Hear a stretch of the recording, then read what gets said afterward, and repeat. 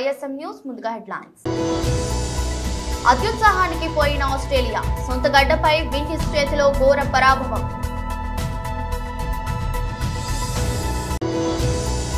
బాల్నగర్ మండల కేంద్రంలో విలేకరుల సమావేశం.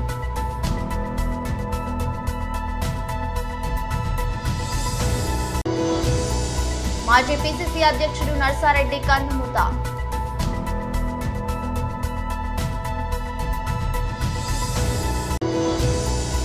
పార్టీలకు అతీతంగా నియోజకవర్గ అభివృద్ధికి తన వంతు కృషి చేస్తున్నట్లు మెదక్ ఎమ్మెల్యే మైనంపల్లి రోహిత్ అన్నారు. ఆస్ట్రేలియా గడ్డపై వెస్టిండీస్ జట్టు సరికొత్త రికార్డు సృష్టించింది. బ్రిస్బేన్ లోని గబ్బా వేదికగా జరిగిన రెండో టెస్టులో 8 వికెట్ల తేడాతో ఘన విజయం సాధించి 27 ఏళ్ల తర్వాత కంగారు గడ్డపై ఆ ఘనత సాధించింది. కరీబియన్ జట్టు చివరిసారి 1997లో ఆస్ట్రేలియాలో ఆ జట్టుపై 207 పరుగులతో విజయాన్ని అందుకుంది. ఆ తర్వాత మళ్లీ ఇన్నేళ్లకు మరో విజయం అందుకుంది. నిజానికి ఈ టెస్టులో ఓటమిని విండీస్ చేతులుగా కొని తెచ్చుకుంది. విండీస్ తన తొలి ఇన్నింగ్స్ లో 311 పరుగులకు ఆల్అౌట్ అయింది. అనంతరం తొలి ఇన్నింగ్స్ ప్రారంభించిన ఆసీస్ అత్యుత్సాహానికి పోయి 289/9 వద్ద డిక్లేర్ చేసింది. అప్పటికి కెప్టెన్ కమిన్స్ అర్ధ సెంచరీ పూర్తి చేసి 64 పరుగులతో క్రీజులో ఉన్నాడు. ఆల్అౌట్ అయ్యే వరకు ఆట కొనసాగి ఉంటే ఖాతాలో మరిన్ని పరుగులు వచ్చి ఉండేవి. అయితే విండీస్ ను త్వరగా అవుట్ చేయాలన్న ఉద్దేశంతో ఇన్నింగ్స్ త్వరగా డిక్లేర్ చేసి మూల్యం చెల్లించుకుంది. అనుకున్నట్టే విండీస్ ను రెండో ఇన్నింగ్స్ లో 193 పరుగులకే ఆల్అౌట్ చేసినప్పటికీ బ్యాటింగ్ లో తడబడి ఓటమి పాలైంది. విండీస్ నిర్దేశించిన 216 పరుగుల లక్ష్యాన్ని ఆసీస్ అఫ్ఘానీ ఉదేసేదే అంచనాలకు తగ్గట్టుగానే 113/2తో 4వ రోజు విజయం దిశగా దూసుకెళ్లింది. అయితే ఆ తర్వాత 94 పరుగుల వ్యవధిలో మ్యాచ్ మొత్తం విండీస్ వైపు టర్న్ అయింది.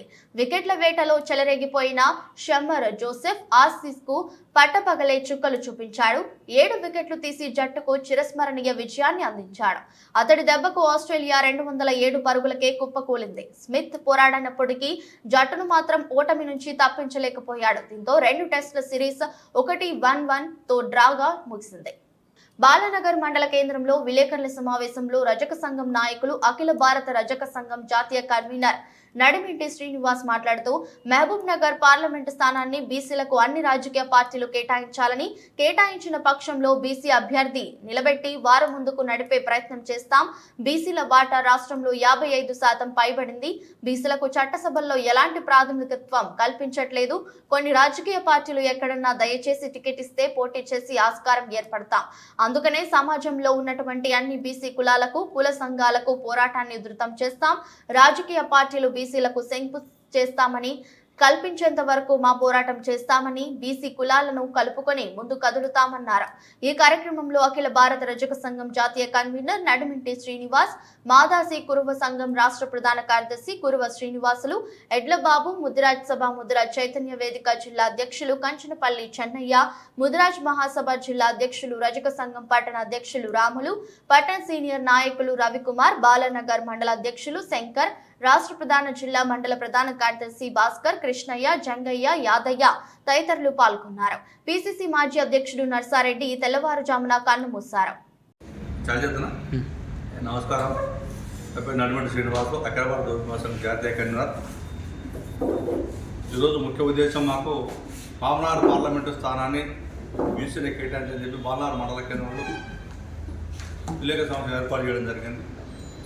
ప్రధాన ఉద్దేశం ఒకటే, మాకు ఈ రాష్ట్రంలో, దేశంలో 55% మించినటువంటి బీసీలకు పరిసార అన్యాయం జరుగుతూ ఉంది. కాబట్టి బీసీల మధ్య ఏకమై ఈసారి మహబూబ్నగర్ పార్లమెంట్ స్థానాన్ని బీసీలకు కేటాయించగా డిమాండ్ చేస్తూ ఉన్నాం. ఈ ప్రభుత్వాలు కేవలం కారాపనం చేసుకుంటూ వాళ్ళకు అవసరం ఉంటే మాట్లాడతారు, లేకపోతే బంద్ చేస్తున్నారు. కాబట్టి మేము గట్టిగా ఈసారి ప్రొజెక్ట్ చేస్తూ ఉన్నాము. ప్రభుత్వాన్ని డిమాండ్ కూడా చేస్తున్నాం. అన్ని రాజకీయ పక్షాలు కూడా డిమాండ్ చేస్తున్నాం. కాంగ్రెస్ కానీ, బీఆర్ఎస్ కానీ, బీజేపీ కానీ, ఇతర పార్టీలను కూడా ఒకటే కొడుతున్నాము. మీరు బీసీల కనుక పార్లమెంట్ సీటు కేటాయించక పక్షంలో మహబూబ్నగర్ పార్లమెంట్ స్థానాన్ని కష్టంగా మా పోరాటం ఉధృతం చేస్తాం. బలమైన బీసీ నాయకుని ముందర వెళ్ళి ప్రతి సిద్ధంగా ఉన్నాం. దీంట్లో 156 కులాలు బీసీ కులాలు ఉన్నాయి. 156 కులాల్లో కలిసి వచ్చే కులాలను కలుపుకొని ముందుకు కదులుతాం. మెజార్టీ ఉన్నటువంటి కులాలను కూడా తీసుకొని కదులుతాం. అందుకే మేము ఒకటే కొడుతున్నాం, బీసీలు అలా వెళ్ళకుండా మన హక్కులు మనం కాపాడుకుందాం. మనం ముందుకు రానన్నాళ్ళు, మనం ఫైట్ చేయనన్నాళ్ళు ఈ పాలకులు మనం ఎప్పుడు కూడా తొక్కే పని చేస్తారు కాబట్టి ఒక్కసారి మెలకురండి బీసీలు అని చెప్పి బీసీ సమాజాన్ని మీ ద్వారా విజ్ఞప్తి చేస్తా ఉన్నాను నేను. అందుకే ఒకటే కోరుతున్నాం, ఈ స్వతంత్రం ఏర్పడిన తర్వాత 55 ఉన్నటువంటి ఈ చట్టాలు ఏర్పడినప్పుడు అప్పుడు పార్లమెంట్ ఎన్నికలు 13 సార్లు జరగడం జరిగింది. 13 సార్లు మామూలు ఎన్నికలు జరిగితే 10 సార్లు అగ్రకులాలకు ఇచ్చి 3 సార్లు మటుకు బీసీలకు ఇవ్వడం జరిగింది. అంటే 55% ఉన్నటువంటి మేము పాలమూరు జిల్లాలో మెజార్టీ ఉన్నటువంటి బీసీలము, మరి మాకు ఎందుకు మీరు ఓటు చేయట్లేదు? మీరు అందరూ కూడా ఒక మాట చెప్తా ఉన్నారు, బీసీలకు ఇస్తే గెలవరు అని. సరే, గెలిచి అగ్రకుల పార్టీలకు ఎంత నిష్పత్తి ఓట్లు ఒకసారి బయట పెట్టండి. మా ఓట్లు మీకు కావాలి, మా ఆలోచన మీకు కావాలి, మేము మీ ఎంబడి తిరగాలి, జెండాలు మొయ్యాలి. పిసిసి మాజీ అధ్యక్షుడు నర్సారెడ్డి ఈ తెల్లవారుజామున కన్ను మూశారు. 1972 నుంచి 2 ఏళ్ల పాటు ఆయన ఉమ్మడి ఆంధ్రప్రదేశ్ పిసిసి అధ్యక్షుడిగా పనిచేశారు. తన రాజకీయ ప్రస్థానంలో ఎంపీగా, ఎమ్మెల్యేగా, ఎమ్మెల్సీగా ఆయన పనిచేశారు. జలగం వెంగళరావు మంత్రివర్గంలో రెవెన్యూ మంత్రిగా బాధ్యతలను నిర్వర్తించారు. Hyderabad Banjara Hills road number 12లో మంత్రుల నివాస సముదాయానికి దగ్గరలో వైట్ హౌస్ లో ఆయన నివాసం ఉంటున్నారు.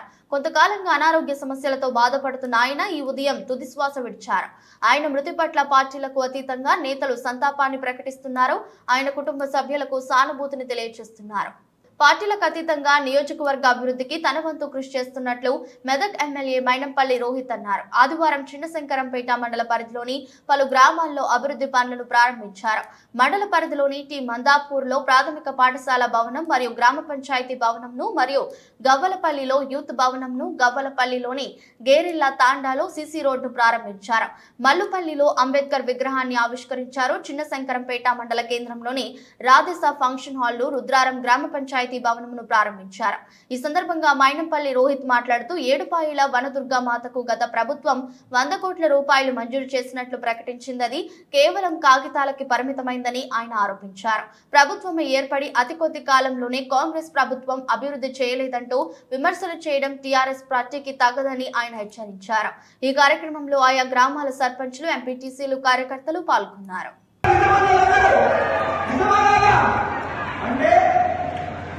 మీ ప్రతి కష్టంలో నేను పాల్పంచుకొని అన్ని సమస్యలు కూడా తీర్చే విధంగా నేను పనిచేస్తానని చెప్పి మీకు మాట ఇవ్వడం జరిగింది. ఆ మాట ఇచ్చిన విధంగానే మీ ప్రతి కష్టంలో పాల్పంచుకుంటా, మీ ప్రతి సమస్య తీర్చుతా అని చెప్పి మీ అందరూ కూడా పేరు పేరుగా విజ్ఞప్తి చేసుకుంటా ఉన్నా. ఇలా ఒకటే చెప్తా ఉన్నాను, ఇలా ఎన్నికలై నెల కాకముందే మళ్ళా దొంగలు వస్తుంది. పనికి రాని మాటలు అన్ని కూడా అబద్ధపు మాటలు మాట్లాడుతూ ఉన్నారు. ఇలాగేమైనా సిగ్గు క్షణం ఉన్నదా? మొన్నదాకా 10 ఏళ్ళు ఇల్లే కదా ఉన్నది, 10 ఏళ్ళు ఇల్లే కదా మన జీవితాలను నాశనం పట్టించింది. ఇప్పుడు మళ్ళా నెల కూడా కాకముందు మళ్ళా వచ్చి మళ్ళా నాశనం పట్టించే ఒక ప్రయత్నం చేస్తా ఉన్నారు. మన మధ్యలో కూడా ఆడాల లంగలు దొంగలు ఉంటారు, వాళ్ళ మాటలు నమ్మొద్దు అని చెప్పి మీ అందరూ కూడా తెలియజేసుకుంటా ఉన్నాం. ఇప్పుడు నేను ఒకటే చెప్తా ఉన్నా, నెలలే అవుతుంది ఎన్నికలై నెల అవుతున్నది. ఇప్పుడే మా కుటుంబ సభ్యులు నాకు మధ్యలో పంచాయతీ పెట్టే ప్రయత్నం చేస్తున్నారు.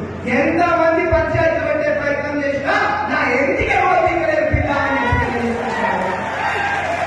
ఇవాళ ఆ పక్కన నుంచి మాజీ మంత్రి మన మెదక్కి పట్టిన ఒక శని అని మళ్ళా వచ్చి అవే పనికిరాని మాటలు మాట్లాడుతున్నారు. ఏమైనా సిగ్గు శరం ఉందా బిడ్డ?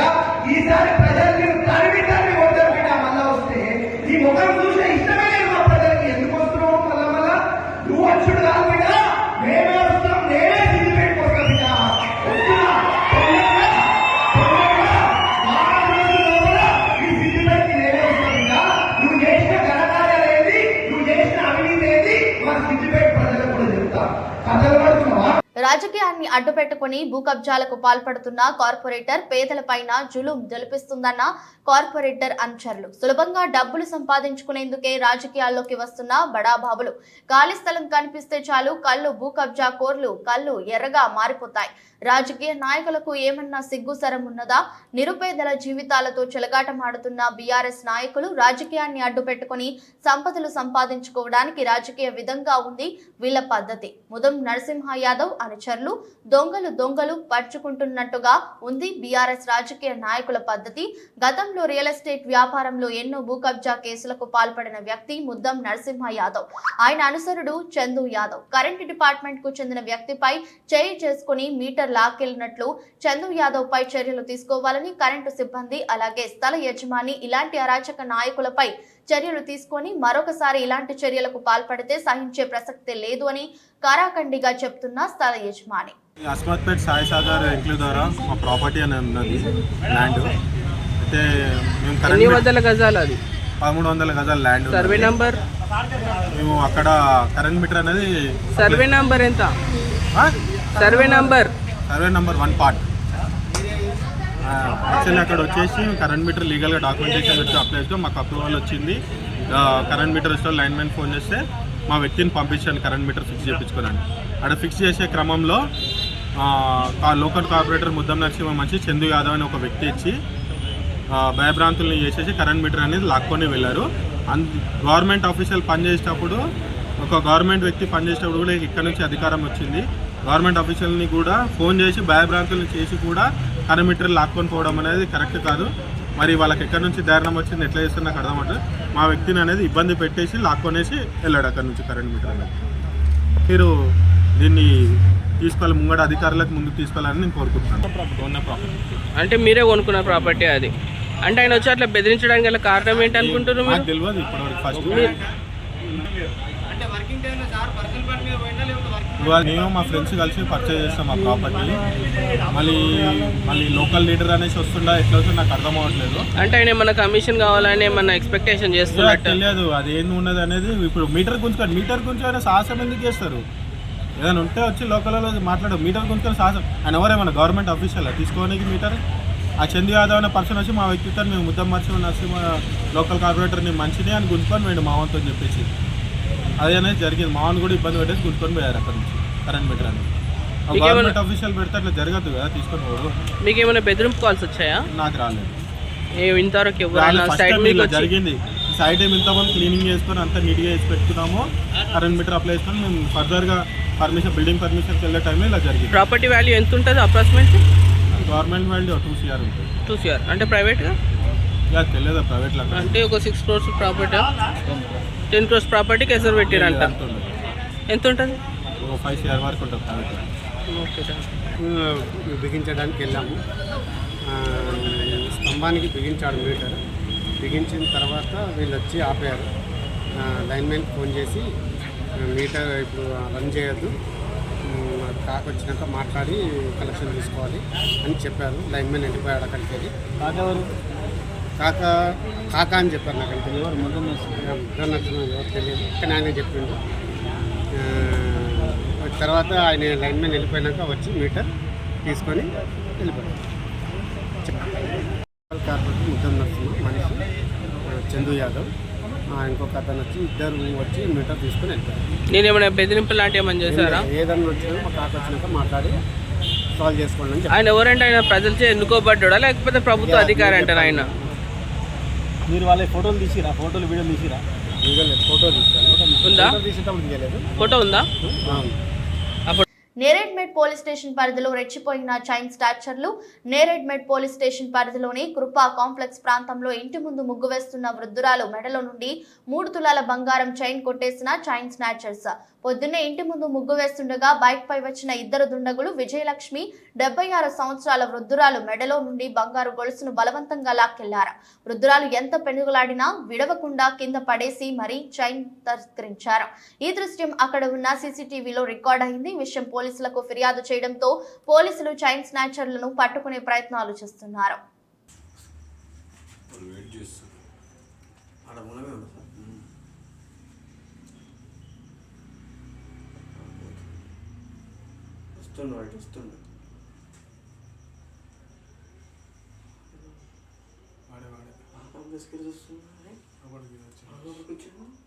ఇంకొక కారణం ఉంది ఆ గల్లీలో ఉంది.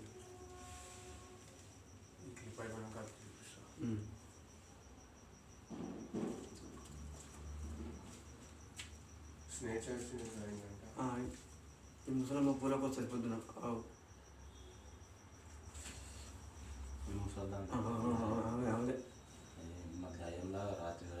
తిడుతుంది పాడిపోయే టైం లేదు. నేను క్రాకేమో అనుకున్నాను. కొంచెం ఉంటుందా? నేను 5 లోపల చేసాను. మరి జామ్ షెట్ అది వస్తున్నారు.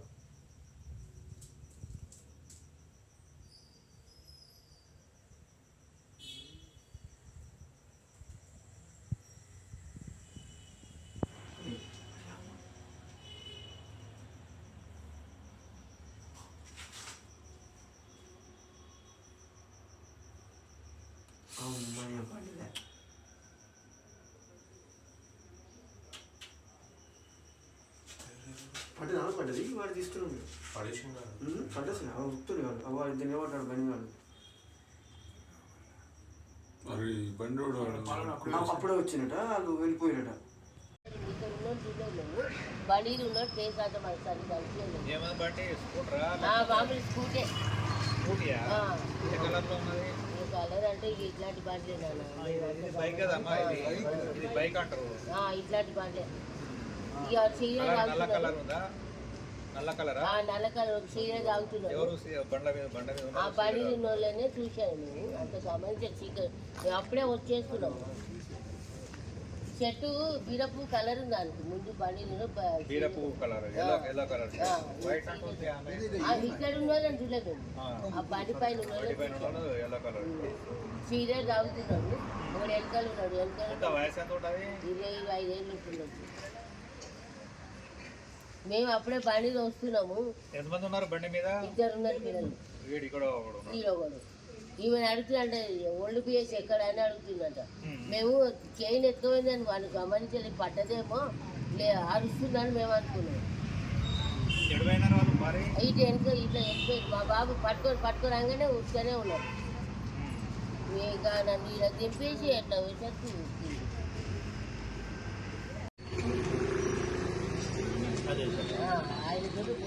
ఇది నేడుమేడు సార్ కృపా కాంప్లెక్స్ ఉన్నది వాళ్ళని చూసినాం అంతే మొక్క పేరు సరిగ్గా తెలియదు మాకు కూడా మేము ఉంటేనేమో లేస్తూనే చూస్తుండే మేము ఇక అప్పటికి రాలేము మా బాబు ఆడికి అరుస్తూనే ఉన్నాడు పట్టుకోరు అంటే మేము ముసలామే కింద పడ్డదా అట్లా అనుకున్నాం మేము ఈ టైంకి లేవకపోగానే వాళ్ళు ఏమంటారు శనికి అన్నట్టు ఇలా లేచింది సార్ తమ ఫోన్ చేస్తే సార్కి ఇన్ఫార్మ్ చేసింది సార్ ఆ డీటెయిల్స్ పెట్టు అవును సార్ అడిషనల్ డీసీ చార్జ్ స్వేచ్ఛ సమానత్వం సమాజ మార్పు కళాకారుల డిమాండ్ల సమస్యలు సాధించడం కోసం తెలంగాణ ప్రజా నాట్య మండలి ఆధ్వర్యంలో హైదరాబాద్ నుండి హన్మకొండ వరకు కొనసాగుతున్న బస్సు యాత్ర నేడు యాదాద్రి భువనగిరి జిల్లాకు చేరుకుంది. ఈ సందర్భంగా ఆలేరులో డాక్టర్ బిఆర్ అంబేద్కర్ విగ్రహానికి కళాకారులు పూలమాలలు వేసి నివాళులర్పించారు. ఈ కార్యక్రమంలో ప్రజా నాట్య మండలి రాష్ట్ర అధ్యక్షుడు కె శ్రీనివాసరావు, పల్లె నరసింహ, ఉప్పలయ్య, సుధాకర్, ప్రవీణ్, లక్ష్మీనారాయణ, జిల్లా ప్రధాన కార్యదర్శి చెక్క వెంకటేష్, రైతు సంఘం నాయకులు కొల్లూరు రాజయ్యతో పాటు 40 మంది కళాకారులు పాల్గొన్నారు.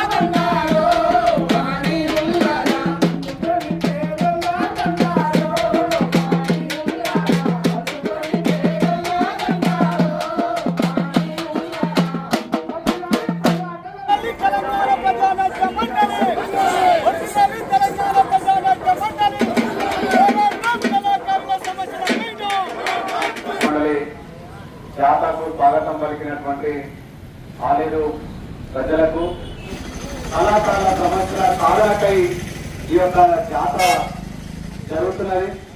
ఈ జాతరలో కేంద్ర ప్రభుత్వం అభ్యుదయవాదులు, ప్రజా కళాకారులు, ప్రజా కవులపైన నిత్యం దాడులు జరుగుతున్నది. కులాల పేర, మతాల పేర అలాంటివి జరగకుండా భిన్నత్వంలో ఏకత్వం అన్నటువంటి మన దేశంలో ఇలాంటి అసమానతలు వాళ్ళని సమసమాజం కావాలని, అది కేంద్ర ప్రభుత్వం మోడీ గారికి కన్విప్పు కావాలని ప్రజలను చైతన్యం చేస్తూ ఈ జాతర జరుగుతున్నది. ఇప్పుడు సానుకూలంగా చెప్పాలని వినేటువంటి బలమున్నటువంటి రేవంత్ రెడ్డి గారి ప్రభుత్వం ఉన్నది కాబట్టి ఆ ప్రభుత్వాలను వినియోగించడానికి ఈ ప్రచార జాతర. ప్రభుత్వాలు మారితే అభివృద్ధి పనులు నిలిపివేయడం సమంజసం కాదని మంచిర్యాల మాజీ ఎమ్మెల్యే దివాకర్ రావు ఆరోపించారు. మంచిర్యాల జిల్లా కేంద్రంలోని ఆయన నివాసం వద్ద ఏర్పాటు చేసిన మీడియా సమావేశంలో మాట్లాడుతూ ప్రజా వ్యతిరేక కాంగ్రెస్ పాలనపై విరుచుకుపడ్డారు. మాజీ ముఖ్యమంత్రి కేసీఆర్ నాయకత్వంలో మంచిర్యాల జిల్లాలోని మంచిర్యాల, సన్పూర్, లక్షెట్పేట్ మున్సిపాలిటీలకు డెవలప్మెంట్ ఫండ్ నుండి 74 కోట్లు వెచ్చించి సుమారు 800 పైచిలుకు అభివృద్ధి పనులను చేస్తున్న ఇప్పటి కాంగ్రెస్ ప్రభుత్వం నిలిపివేయడంలో ఆంతర్యం ఏమిటో అర్థం కావడం లేదని అన్నారు. ప్రజల కోసం పనిచేస్తున్నామని చెప్తున్న కాంగ్రెస్ పాలకులు అభివృద్ధి పనులకు ఎందుకు నిలిపివేశారో ప్రజలకు సమాధానం చెప్పాలని డిమాండ్ చేశారు. తన హయాంలో ఎల్లంపల్లి ప్రాజెక్టు నిర్మించి గూడెం లిఫ్ట్ ఇరిగేషన్ ద్వారా సాగునీటిని పంటలకు అందించి వ్యవసాయ రంగాన్ని అభివృద్ధి చేశానని తెలిపారు. కానీ స్థానిక ఎమ్మెల్యే ప్రేమ్ సాగర్ రావు అర్థం పర్థం లేని మాటలు చెబుతూ ప్రజలను మోసం చేస్తున్నారని అన్నారు. గోదావరి త్రాగునీటిని అన్ని మున్సిపాలిటీలకు తన హయాంలో అందించానని, కానీ ప్రస్తుత ఎమ్మెల్యే ఏదో కొత్త పథకం తీసుకువచ్చినట్టు చూపించి తాగునీరు అందిస్తున్నట్టు ప్రచారం చేసుకుంటున్నారని అన్నారు. గూడెం లిఫ్ట్ ఇరిగేషన్ పైప్ లైన్ల మరమ్మతుల కోసం 11 కోట్లు మంజూరు చేపించి GRPMS పైపులను ఏర్పాటు చేసేందుకు చర్యలు చేపట్టామని అన్నారు. 10 సంవత్సరాల కాలంలో 10 పంటలకు నీరు అందించిన ఘనత బీఆర్ఎస్ పార్టీకి దక్కిందని తెలిపారు. కాంగ్రెస్ నాయకులు మాత్రం అన్ని మేమే చేశామని అబద్ధపు ప్రచారాలు చేస్తున్నారని ఎద్దేవా చేశారు. అభివృద్ధి ఎవరు చేశారో ప్రజలు గమనిస్తున్నారని, సరైన హయాంలో ప్రజలు బుద్ధి చెప్తారని తెలిపారు. ఓటమి గెలుపు సహజం. బీఆర్ఎస్ పార్టీ ప్రజల మధ్య ఉంటూనే సమస్యలపై పోరాటం చేస్తుందని తెలిపారు. ఈ కార్యక్రమంలో మాజీ ప్రజా ప్రతినిధులు, బీఆర్ఎస్ పార్టీ నాయకులు పాల్గొన్నారు. ముఖ్యమంత్రి రేవంత్ రెడ్డి అధికారంలోకి వచ్చాక బాధ్యత పెరగాలి, హుందాతనం పెరగాలి, కానీ ఆ కుర్చీని కించపరిచే విధంగా ఇంకా ప్రతిపక్షంలో ఉన్నా అనే విధంగా మాట్లాడుతున్నారని మాజీ మంత్రి సిద్దిపేట ఎమ్మెల్యే హరీష్ రావు ఆరోపించారు. మెదక్ నగేష్ మెదక్ నియోజకవర్గ ముఖ్య కార్యకర్తల సమావేశం మెదక్ బీఆర్ఎస్ పార్టీ అధ్యక్షురాలు మాజీ ఎమ్మెల్యే పద్మా దేవేందర్ రెడ్డి అధ్యక్షతన జరిగింది. ఈ సందర్భంగా హరీష్ రావు, మంత్రి హరీష్ ముఖ్య అతిథిగా పాల్గొని మాట్లాడుతూ కర్ణాటకలో గెలిచి 8 నెలలైనా 6 గ్యారంటీలను అమలు చేసే పరిస్థితి లేదన్నారు. కర్ణాటకలో 20 పైగా ఎంపీ స్థానాలు బీజేపీ గెలిచే అవకాశం ఉందన్నారు. కాంగ్రెస్ పార్టీ గెలిచే పరిస్థితి లేదన్నారు. కాంగ్రెస్ పార్టీ అధికారంలోకి వచ్చాక మార్పు వచ్చింది అన్నారు. మోటార్లు, ట్రాన్స్ఫార్మర్లు కాలుతున్నాయని, వైరింగ్ దుకాణాలు, ఇన్వర్టర్, జనరేటర్ షాపులు అందుబాటులోకి వచ్చాయని, 24 గంటల కరెంటు ఇస్తామని చెప్పి అధికారంలోకి వచ్చి కాంగ్రెస్ ప్రభుత్వం రోజుకు 14 గంటల కరెంటు ఇస్తుందన్నారు. ఎన్నికల ప్రచారంలో అబద్ధ ప్రచారాలు, గ్లోబల్ ప్రచారం చేశారన్నారు. కాంగ్రెస్ పార్టీ అధికారంలోకి రాగానే ఏకకాలంలో 2 లక్షల రుణమాఫీ ఫైల్ మీద సంతకం పెడతామన్నారు. 2 నెలలైనా అమలు చేయలేదన్నారు. రుణమాఫీ చేయకుండా పార్లమెంట్ ఎన్నికలకు పోతే కాంగ్రెస్ పార్టీకి ప్రజలు ఓట్లు వేస్తారా అని ప్రశ్నించారు. ఈ కార్యక్రమంలో మెదక్ నియోజకవర్గ ఇన్ఛార్జి తిరుపతి రెడ్డి, రాష్ట్ర నాయకులు ఇఫ్కో డైరెక్టర్ దేవేందర్ రెడ్డి, మాజీ MLC R Satyanarayana, municipal chairman municipal Chandrapal, Medak నియోజకవర్గంలోని పట్టణ మండలాల పార్టీ అధ్యక్షులు ఎం గంగాధర్, అంజగౌడ్, గజవాడ, నాగరాజు, మహేందర్ రెడ్డి, రాజు, విష్ణువర్ధన్ రెడ్డి, సుధాకర్ రెడ్డి, ఎంపీపీలు షేరి, నారాయణ రెడ్డి, యమున జయరాం రెడ్డి, దిశెట్టి సిద్దిరాములు, శంకరంపేట ఆర్ జడ్పీటీసీ మాధవి రాజు, సర్పంచ్లు, ఎంపీటీసీలు, నాయకులు, కార్యకర్తలు అధిక సంఖ్యలో పాల్గొన్నారు. మళ్ళా కాంగ్రెస్ వచ్చింది, మార్పు వచ్చింది, మళ్ళా దుకాణాలన్నీ పోపైతుంది. ఇది వాళ్ళు తెచ్చినటువంటి మార్పు. వాళ్ళ పరిస్థితి ఎట్లయిపోయిందంటే ఆనాడు ప్రచారంలో అబద్ధాలు, నేడు పాలనలో అసహనం. ఎవరన్నా అడిగితే ఏం మాట్లాడుతున్నారు? అయ్యా రైతు బంధు వల్ల ఎవరైనా కానీ చెప్తూ కొట్టుండే అక్కడ ఒక మంత్రి అన్నడా లేదా? ఇక ఇంకో మంత్రి, మహిళా మంత్రి అయితే నేను నోట్తో చెప్పలేని మా అక్క చెల్లెలు ఉన్నారు, రైతు బంధు పట్టలేదు, పడలేదంటే ఆగుతలేదు అంటున్నారు. ఇటువంటి మంత్రులు ఇలా అధికారంలోకి వచ్చిన తర్వాత ముఖ్యమంత్రికైనా మంత్రులకైనా సంయమనం ఉండాలి. పదవి వస్తే బాధ్యత పెరగాలి, పదవి వస్తే హుందాతనం పెరగాలి. కానీ ఆయన రేవంత్ రెడ్డి మాట్లాడే మాటలు ఎట్లున్నాయంటే ఆ ముఖ్యమంత్రి పదవి యొక్క హుందాతనాన్ని దెబ్బతీసే, ఆ కుర్చీని కించపరిచే విధంగా ఆయన మాట్లాడుతూ ఉన్నాడు. ఇంకా ఏదో ప్రతిపక్షంలో ఉన్నట్లు మాట్లాడుతూ ఉన్నాడు. నిజానికి ఏమడిగినా మనం మీరు చెప్పిందే అడిగినాం. ఆయన చెప్పలేదా? మేము రాగానే డిసెంబర్ 9. వార్తలు ముగించే ముందు మరోసారి హెడ్లైన్స్. అత్యుత్సాహానికి పోయిన ఆస్ట్రేలియా, సొంత గడ్డపై విండీస్ చేతిలో ఘోర పరాభవం.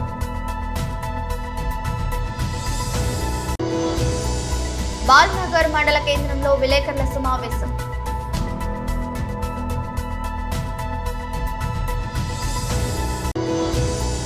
మాజీ పిసిసి అధ్యక్షుడు నర్సారెడ్డి కన్నుమూత.